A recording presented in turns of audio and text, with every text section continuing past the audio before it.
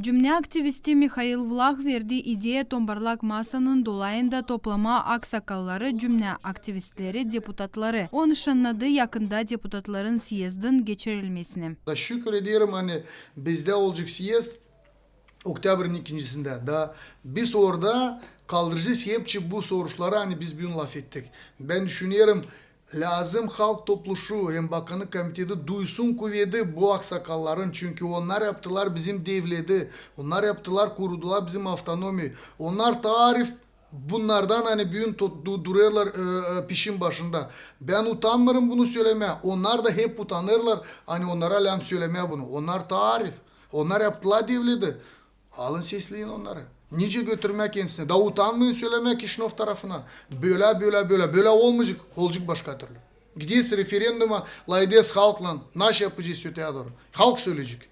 Geldi vakit bize milletin karakterini göstermeye birkaç soruşların çözülmesinde. Nişanladı Gagauzya Halk Topluşu'nun ex-başı Mikhail Kendigelen. Onun bakışına göre Moldova devleti 28 yıl geri kayıl olduğu автономия statusundan. Hem adadı o kanuna göre bizimle işleme. Я считаю, что мы на этом съезде, который намечается на 2 октября, мы должны поставить там принципиальные вопросы. Мы должны проанализировать, как Молдова за эти 28 лет она исполняла свои функции и гарантии. Гарантировала ли она... Lazım bakalım 28 yılın süresinde nice Moldova kendi fonksiyalarını yaptı. Yardım etti mi Gagauzya ilerlesin diyene. Geldi vakit o zaman danışmayı Avrupa Birliği'ne, Rusya'ya, Türkiye'ye hem de başka devletlere. Hani onlar olsunlar bizim garantımız. Ama konstitüsyeyi değiştirmeden yok nice ileri gidelim. Стране Республики Турция и Российской Федерации. Тогда, видимо, уровень Гагаузии будет другой. Но, кроме того, без внесения изменений в Конституцию мы ничего не добьемся в Республике Молдова, потому что закон об особом правовом статусе, который принимается 3/5 голосов, фактически приравняли к обыкновенному органическому закону Республики Молдова, который принимается 51 голосом.